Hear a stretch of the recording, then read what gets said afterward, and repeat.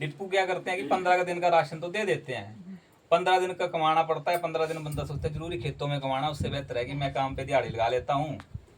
तो खेतों की तरफ लोग कम ध्यान दे रहे हैं। अपनी जो नेचुरल हमारी जो है ना, बहुत कम है, बहुत कम हो गया, बहुत ही ज्यादा कम।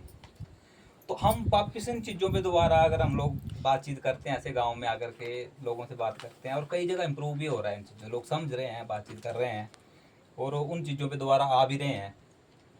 अब हम जानवरों की मैं बात कर रहा था, तो हमारे जो पालतू होते हैं, गाय है, भैंस है, बकरी है, हर घर में होती थी।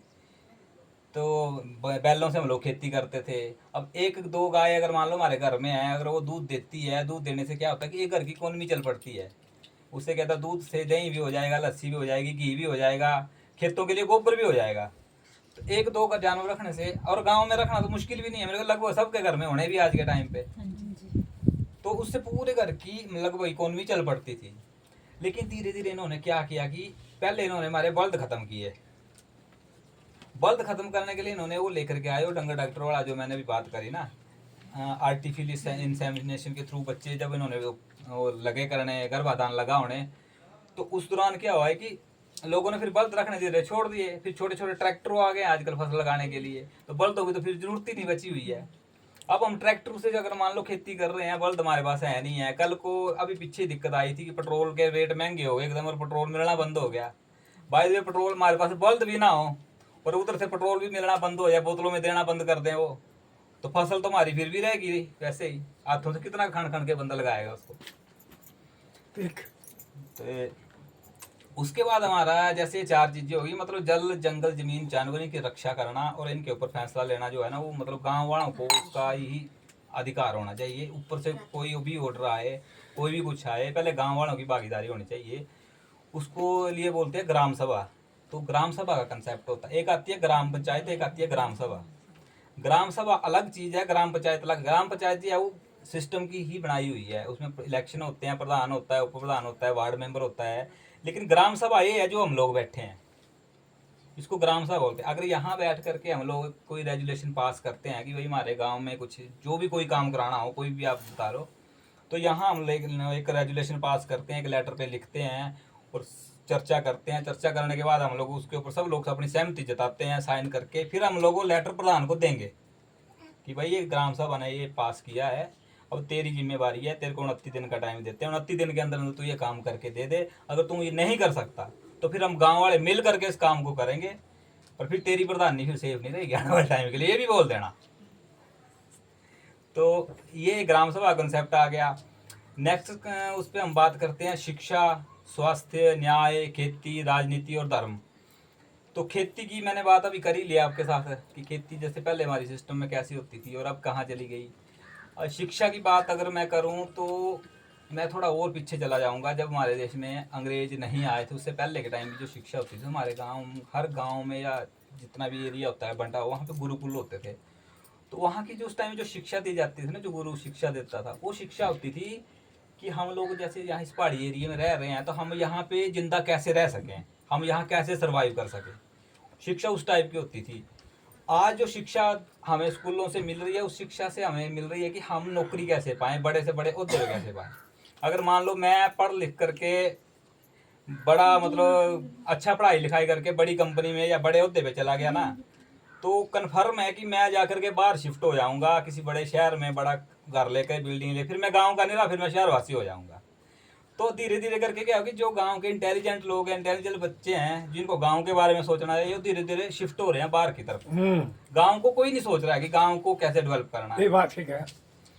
तो हम जो शिक्षा पद्धति पे बात कर रहे हैं कि हम ऐसी शिक्षा पद्धति का मैंने पूरा मॉडल तैयार किया हुआ है। हम गांव वालों की उस पर सहमति चाहते हैं कि अगर वो चाहें, कुछ लोग मतलब बच्चे यहाँ के जो अभी भी यहाँ कहीं अगर प्राइवेट स्कूल कोई होएगा, तो बच्चे अगर कोई स्कूल में +2 करके या कोई टीचर रखते हैं प्राइवेट स्कूलों में, यहाँ भी होना कहीं ना कहीं, तो वहाँ पे 12वीं या ग्रेजुएशन की बच्चे को रखते हैं, उसको 10 या 12 हज़ार रुपये प्राइवेट स्कूल वाले इतना ही देते हैं मेरे ख्याल से टीचर को।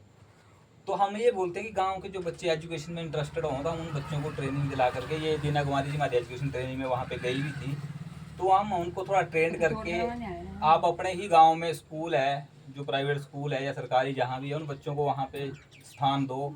वो उन बच्चों को उस तरीके से ट्रेंड करेंगे कि हमारी गांव की ज़रूरत क्या है। गांव की ज़रूरत के हिसाब से हम लोग उन बच्चों को पढ़ाई लिखाई, फिर उसमें एक चीज़ ये भी आती है कि जैसे ये छोटा सा बच्चा है तो 3 साल से लेकर के ऊपर का जितने भी हम लोग भी बैठे हैं, जो हमारे बलारा जी साहब हैं, डॉक्टर वीरेंद्र जी, जिन्होंने ये मुहिम चलाई है, उनका कंसेप्ट ही शिक्षा के ऊपर था। तो वो शिक्षा में वो बताते हैं कि 3 साल से ऊपर का कुदरत ने हम सब जितने भी बैठे हुए हैं हम सबको बनाया तो एक जैसा है, आँख कान नाक सब कुछ सेम से दिया है, लेकिन हम सब के जो कैपेसिटी है ना काम करने की, वो सब की अलग अलग है। कोई दिमाग से काम करना पसंद करता है कुर्सी के ऊपर बैठ करके, किसी को खेतों में काम करने का मजा आता है, कोई जोर का काम करना पसंद करता है, कोई आराम का काम करना पसंद करता है। बंदे की अपनी अपनी आदत होती है, हैबिट होती है। तो हम बच्चे को उस तरीके से डिजाइन कर सकते हैं कि जरूरी नहीं है कि हम उसको एक नौकरी के पीछे ही लगा के रखें। उसका टैलेंट निखार के, कोई बच्चा म्यूजिशियन भी बनना चाहता है, कोई बंदा स्पोर्ट्स में भी जाना चाहता है, कोई बच्चा, लेकिन हमारी एजुकेशन पॉलिसी क्या कर रही है, वो उसको स्कूल में जाना है और उसके बाद ज़्यादा, अगर मैं अपनी बात करूं, जैसे मेरा टाइम निकला तो क्या है कि ज़्यादा से ज़्यादा 10वीं पास करी हमने, 12वीं पास करी, उसके बाद क्या था कि जाओ जी फौज में भर्ती के लिए दौड़ जाओ, वहाँ नंबर नहीं लगा तो पुलिस पास में दौड़ लगा लो, वहाँ नहीं तो होमगार्ड में लगा लो, नहीं तो फिर बैंक कंपनियों में चला जाओ, इधर नालागढ़ भर्ती चंडीगढ़ साइड। यही कंसेप्ट थे, 4 ऑप्शन, इसके अलावा कोई ऑप्शन नहीं था कि क्या करना क्या नहीं करना।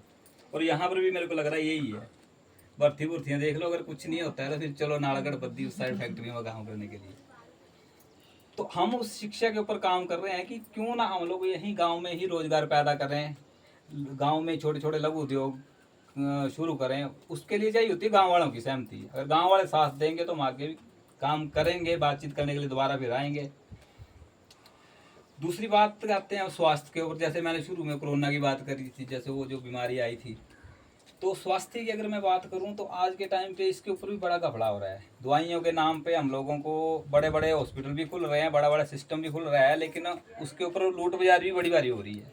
एक छोटा मोटा ऑपरेशन ही करना हो, अगर मैं नॉर्मल इसकी बात करूँ, पहले अगर डिलीवरियों की बात करूँ तो पहले हमारे क्या होती, गाँव में दाई होती थी, हर गाँव में दाई होती थी, और नॉर्मल चंगा चोखा बच्चा हर घर में हो जाता। मेरी डिलीवरी दाई के थ्रू ही हुई है।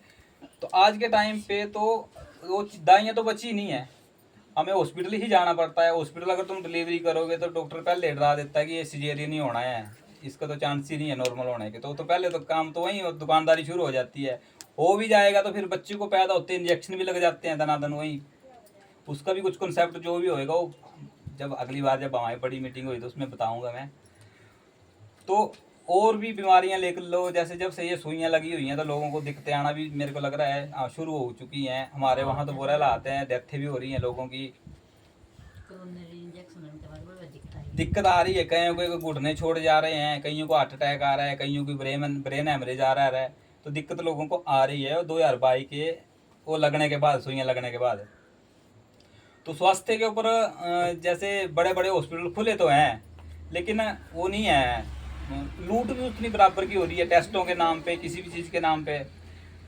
तो मैं उसको थोड़ा इस गांव से कंपैरिजन करूं तो गांव में क्या होता था कि पहले हमारे बुजुर्ग, जैसे आपकी बात करूं तो हमारे गांव में आसपास पड़ोस में हमारे जो जंगल है, यहाँ पे कुछ ऐसी जड़ी बूटियाँ या कुछ हैं जिससे हमारे बुजुर्ग इलाज करते थे। कुछ हमारे पास आज उन चीज़ों का नॉलेज नहीं है, वो बात अलग है, लेकिन आज भी वो चीज़ें मौजूद हैं हमारे जंगलों में, हमारे खेतों में। उसकी सिर्फ खोज करने की ज़रूरत है। और ऐसे गाँव में लोग मिल भी जाएंगे आपको बुजुर्ग वैसे जो बता सकते हैं कि अभी पीछे जैसे मेरे इधर टांग में क्या हुआ कि बाइक के पीछे बैठा और सलेंसर से ना इतनी टांग जल गई मेरी। तो डॉक्टर के पास गया, उसने 400-500 की दवाई खाने को दे दी और ट्यूब दे दी लगाने को, ठीक हो जाएगा, फ़र्क पड़ जाएगा। तो मैं उसके बाद घर चला गया, तो मैं जैसे कपड़े खोल के इतनी कैपरी लगाई तो माता जी ने देखा कि यहाँ पे ना जड़ा हुआ थी टांग। तो बोला ये क्या, मैंने बोला ऐसे जड़ गई है। तो 2:30-3 बजे का टाइम था, धूप थी। उसी टाइम घर से पीछे से गई और कुछ पत्ते लाई तोड़ करके, उन्होंने उस टाइम पीछे उसके वो लेप बना कर लगा दिया। लेप लगाने के बाद क्या हुआ कि उन्होंने ऐसे जैसे लेप लगाया तो उसने उसको जकड़ना शुरू कर दिया, जख्म चढ़ना शुरू हो गया। और एक ही लेप लगाया, उस लेप से ही ठीक हो। दूसरी में उन्होंने मेरे बैग में डाल दी थोड़ी दी पत्तियाँ कि भाई दूसरा लेप लगा लियो तो ठीक हो जाना। तो दूसरा मेरे को पीसने का टाइम लगा, मैंने लगाया, पर लेकिन एक ही लेप से फ़र्क पड़ गया। तो जो मैंने 500-700 की दवाई ली हुई थी उससे उतना फ़र्क नहीं पड़ा जितना मेरी माता जी ने एक लेप लगाने से ही मेरे को फ़र्क पड़ गया। तो ऐसी हमारी माताएं बहन हैं, इनको आपको भी पता होना कि आपके आस पास कुछ ऐसी जड़ी बूटियाँ कुछ हैं जिनसे आप लोग इलाज खुद कर सकते हो थोड़ा बहुत। जो उसके ऊपर बाकी हमारे पास जो हमारी संस्था है उसमें वैसे देसी वैद्य भी हैं जो इसके ऊपर आगे बात कर सकते हैं, आपको बता सकते हैं कि किस किस चीज़ का क्या क्या महत्व है। तीसरी बात हम करते हैं आज की न्यायिक व्यवस्था जो है हमारी। तो आज की न्यायिक व्यवस्था है कि मान लो हम दोनों पड़ोसी हैं, तो हम दोनों के बीच में कोई झगड़ा हो जाता है छोटी मोटी किसी बात को लेकर के। तो पहले क्या होता था कि पहले अगर हम दोनों के बीच में झगड़ा हो गया तो पहले गांव के 4 बुजुर्ग बैठते थे, मेरे को भी बिठाएंगे, इनको भी बिठाएंगे, बिठा करके बातचीत करेंगे, दोनों को समझाएंगे, और मेरे ख्याल से 2 घंटे में फैसला हो जाता था। अगर मेरी गलती होगी तो मैं माफ़ी मांग लूँगा, इनकी गलती होती थी तो वो गलती माफ़ हो जाती। किसी ज़मीन का भी झगड़ा हो, किसी का आंगन बढ़ा दिया, किसी ने खेत कर लिया, कुछ भी तो निपटा लेते थे। लेकिन आज के टाइम पे छोटा मोटा भी झगड़ा हो जाता है तो हम लोग उसको ये बोलते हैं, आज तेरे को देख लूँगा मैं कोर्ट में या थाने में। तो मैं चला जाऊँगा थाने में, तो वहाँ रिपोर्ट रखाऊँगा तो इनको भी आना पड़ेगा। तो थाने वाले भी कोशिश करेंगे कि हाँ भाई ठीक है, अगर यहाँ समझौता होता है तो ठीक है, अगर समझौता हो गया तो कुछ मेरे से खाएंगे, कुछ इनसे खाएंगे। अगर वहाँ समझौता नहीं होगा तो केस चला जाता है कोर्ट में। अब कोर्ट में केस पहुँच गया है तो मेरे को भी वकील करना है, इनको भी वकील करना है। और जब वहाँ वकील को जब हम शुरू कर देते हैं कोर्ट, उसके बाद पता नहीं है कि छोटी सा झगड़ा था और कहाँ तक वो चला जाएगा कोर्ट में, उसकी कोई लिमिट नहीं होती है, कब तक चलेगा, 5 साल चलेगा, 10 साल चलेगा।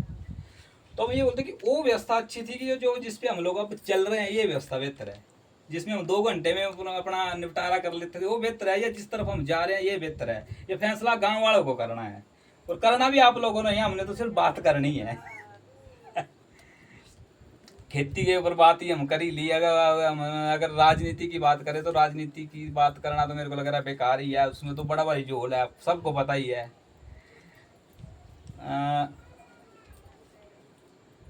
राजनीति धर्म पे भी बात हो, भी बंदे का पर्सनल मामला ही होता है।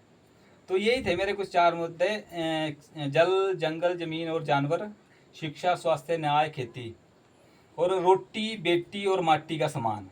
रोटी हम सब की ज़रूरत है, माटी हमारे पास है ही है, और रही बेटी उसकी बात मैंने करी थी, जो HPV वैक्सीन वगैरह जो भी इतनी भी लग रही है, कैसे कैसे खेल चल रहे हैं, तो इनके ऊपर कैसे हम इन चीज़ों को समझना है। हम नहीं कहते कि किसी से डायरेक्ट लड़ना है, पर मैं ये पूछता हूँ कि सवाल पूछने का अधिकार तो होना चाहिए। अगर हमारे घर में या कहीं आपको बुलाया जा रहा है कि बच्ची को वैक्सीन लगनी है या कुछ लगना है, तो आप हम उसके बारे में पूछ तो सकते हैं, भाई ये लगा क्यों रहे हो, इसका लगाने का कारण क्या है, इसका आने वाले टाइम पे इम्पैक्ट क्या होएगा।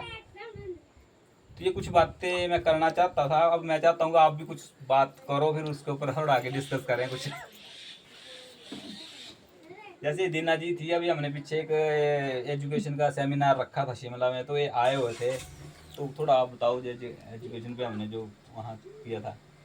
जी, एजुकेशन ट्रेनिंग भी मतलब हम सब महिलाओं के लिए बहुत ज़रूरी है, क्योंकि आने वाले जो हमारे पीढ़ी है ना, तो उनके लिए एजुकेशन ट्रेनिंग, जैसे हम अपने बच्चों का शुरू से टैलेंट देख सकते हैं उसमें, और किस दिशा की ओर हमने अपने बच्चों को ले जाना है, तो उसमें सारा है मतलब। तो मैंने इसके बारे में तो इनको बता ही दिया है पहले भी, ये बात तो मतलब देख रहे हैं एजुकेशन के बारे में सब कुछ। तो बाकी पैम्पलेट के इसमें नंबर है एक डॉक्टर साहब का, जिसके पास नहीं पहुंचा होगा ना, तो वो भी देख सकते हैं। एक मुद्दा हमने और छेड़ा हुआ है देश में, वो उसके ऊपर डिस्कस करना जरूरी होती है। दादू आप सुनना इस बात को ध्यान से। इनके कान में अच्छा, इनको मतलब कुछ एक बातें सुनाई। हाँ, एक मुद्दा जो हमने छेड़ा हुआ है ना, वो मुद्दा है आज के टाइम पे क्या है ये? अब लगा इनको पता, इनको हम स्टॉप कर दिए।